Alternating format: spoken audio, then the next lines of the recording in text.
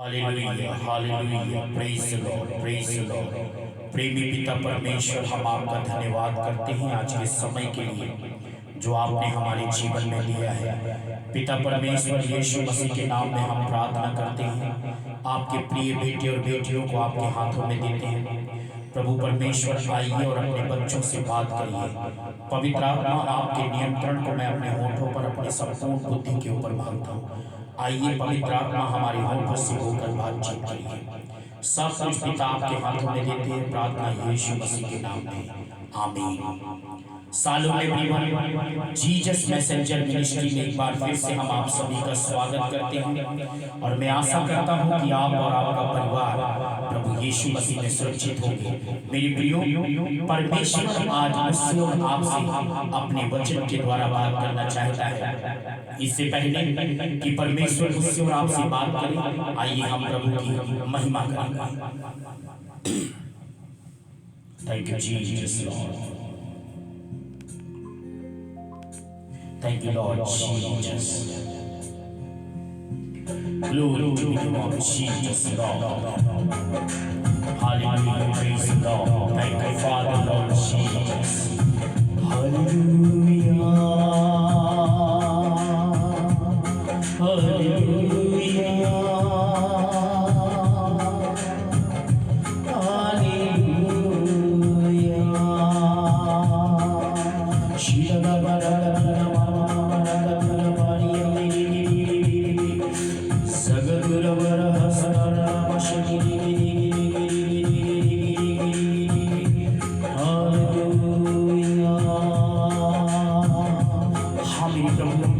धीरे धीरे बात करते हैं आज के समय के, आज के पल के लिए जो आपने हमारे जीवन में दिया है। आपकी तारीफ हो, आपकी प्रशंसा होने पाए। खुदा के सामने सभी का फैसला होगा। खुदा के सामने हमारा फैसला होगा।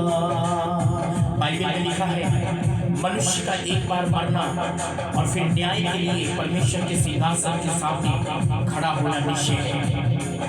और यीशु मसीह अपना सिंहासन लगाएंगे, क्योंकि न्याय करने का सारा अधिकार प्रभु के हाथों में दिया गया है। हालेलुया, बैठेंगे जब मेरे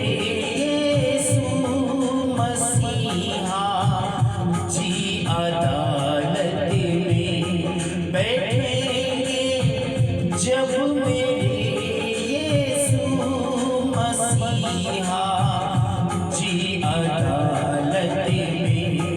कोई बाएं खड़ा होगा, कोई दाएं खड़ा होगा। खुदा के सामने हमारा फैसला होगा।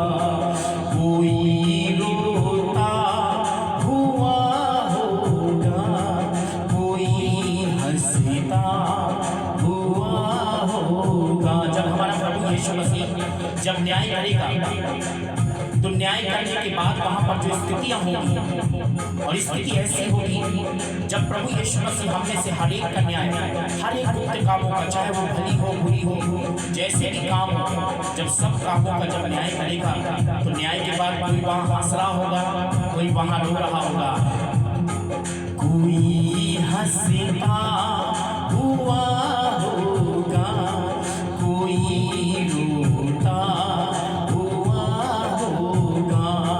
खुदा के सामने एक दिन सभी का फैसला होगा। याद रखिएगा, हम कोई भी न्याय से बच नहीं सकते। जिस विषय के ऊपर परमेश्वर मुझसे और आपसे बात करना चाहता है, वो आज का विषय है कि परमेश्वर ने अपना वचन हमें क्यों दिया है। क्यों परमेश्वर ने बाइबल हमें दी है और हमारे पास बाइबल क्यों है। और क्यों परमेश्वर का वचन हमारे पास है। कल हमने सीखा था कि व्हाट इज द बाइबल। आज हम इस बात को सीखने पाए कि हमारे हाथ में बाइबल क्यों है, परमेश्वर का वचन हमें क्यों दिया गया है। भजन संहिता 119 के 4 में लिखा है, तूने अपने वचन उपदेश इसलिए दिए हैं कि वे यत्न से माने जाएं। पालन करने के लिए परमेश्वर का वचन हमें दिया गया है, घर में सजाकर रखने के लिए नहीं दिया गया। आज न जाने कितने ऐसे लोग हैं, उनके पास परमेश्वर का वचन तो है लेकिन वचन पढ़ने का समय नहीं है। और बाइबल के अंदर याकूब 1:22 में लिखा हुआ है साफ रीति से, वचन को सुनने वाले नहीं परंतु वचन पर चलने वाले बने। आज चलते कहाँ हैं? सुनते तो बहुत हैं और सुन सुनकर आज स्थितियां ऐसी हो गई हैं कि वो बाइबल पढ़ना नहीं चाहते। और जब से लोगों के हाथ में मोबाइल आ गया है, गूगल पे तुरंत वचन निकाल लेते हैं और ऐसे ऐसे बाइबल के ऐप डाउनलोड करके रखा है कि तुरंत 1 मिनट के अंदर ही सर्च कर लेते हैं। उनको हार्डवेयर बाइबल, जो हमारे हाथ में बाइबल है, उसको पढ़ने के लिए समय नहीं है।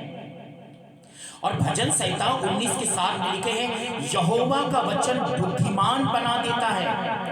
मोबाइल बुद्धिमान नहीं बनाएगा, यहोवा का वचन, परमेश्वर का वचन, बाइबल पढ़ने वाला व्यक्ति, क्योंकि नीति वचन 1 अध्याय के 1 और 2 पद में लिखा है, जो कोई परमेश्वर का वचन पढ़ता है परमेश्वर उसको बुद्धिमान बना देता है। लेकिन आज लोगों के पास टाइम नहीं है, लोगों के पास समय नहीं है, परमेश्वर के वचन को पढ़ने का समय नहीं है, परमेश्वर के वचन के अनुसार चलने का समय नहीं है, प्रभु के वचन के साथ समय बिताने का भी समय नहीं है। मैं आपको एक बात बताना चाहता हूं, 2 तीमुथियुस 3 के 16 में लिखा है, संपूर्ण पवित्र शास्त्र परमेश्वर की प्रेरणा से रचा गया है, परमेश्वर की आत्मा के द्वारा रचा गया है। और ये परमेश्वर का वचन हमारे लिए क्यों है? उपदेश के लिए, समझाने के लिए, सुधारने के लिए, धार्मिकता की शिक्षा में हमको चलने के लिए।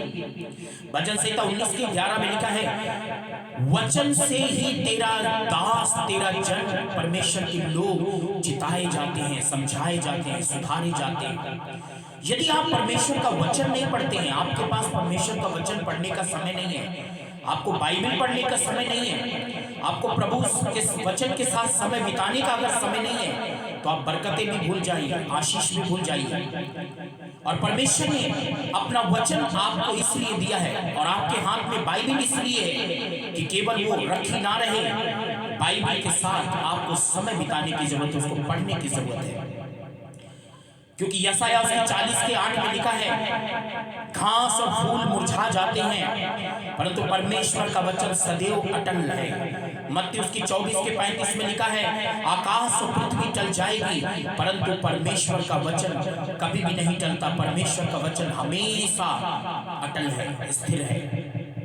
मेरी प्रियो, भजन संहिता 119 की 79 में 89 में ऐसा लिखा, यहोवा का वचन आकाश में स्थिर है। और आज लोगों के पास परमेश्वर के वचन का पढ़ने का समय नहीं है।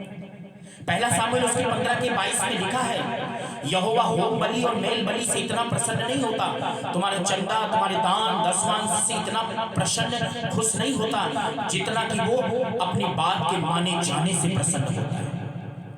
जो व्यक्ति परमेश्वर के वचनों का पालन करता है, जो व्यक्ति परमेश्वर के वचन को पढ़ता है, जो व्यक्ति प्रभु की आज्ञाओं को मानता है, बाइबल उठाकर वो पढ़ता है, परमेश्वर ऐसे व्यक्ति से प्रसन्न होता है, बातें बताने वाले से प्रसन्न नहीं होता। और एक बात मैं आपको बता दूं, बाइबल के अंदर भजन संहिता 138 के 2 में लिखा है, यहोवा ने अपने नाम से ज्यादा अपने वचन को महत्व दिया है। यदि परमेश्वर अपने वचन को महत्व दे देता है, अगर परमेश्वर अपने वचन को महत्व दे सकता है, तो मैं और आप कितना परमेश्वर के वचन को महत्व देना चाहिए। आजकल जब से मोबाइल आया और जब से प्रचारकों ने, कई ऐसे प्रचारकों ने जब से कहा कि आप हमारे प्रचार को सुन लिया करिए, ऑनलाइन देख लिया करिए, यूट्यूब में देख लिया करिए, तब से शैतान ने लोगों को बाइबल ही पढ़ने के लिए मना कर दिया। वो बाइबल से इतना दूर चले गए हैं, आज सिर्फ मोबाइल मोबाइल मोबाइल। किसी से बात भी करो तो वो आपको इग्नोर करेगा और फोन में उसका ध्यान रहेगा। किसी को वचन बताओ तो वो फोन में देखता रहेगा।